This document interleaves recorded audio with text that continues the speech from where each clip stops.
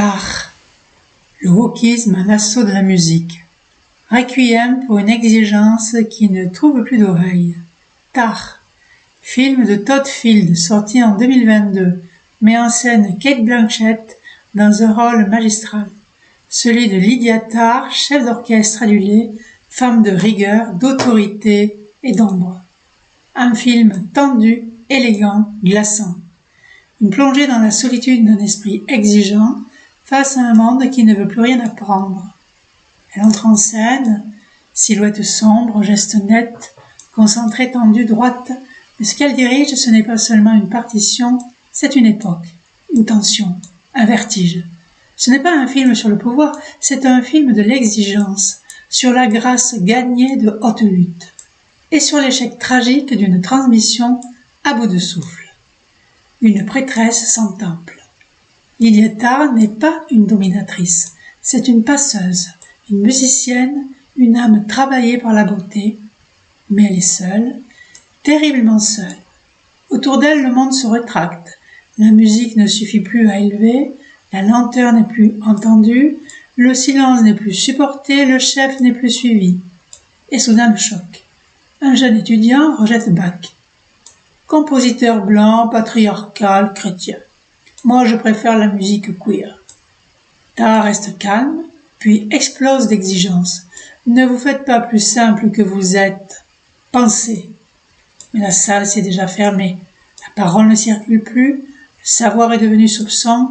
Le legs, une offense. Bienvenue dans l'époque du wokisme, pas celui des luttes justes, mais celui qui ne veut plus recevoir.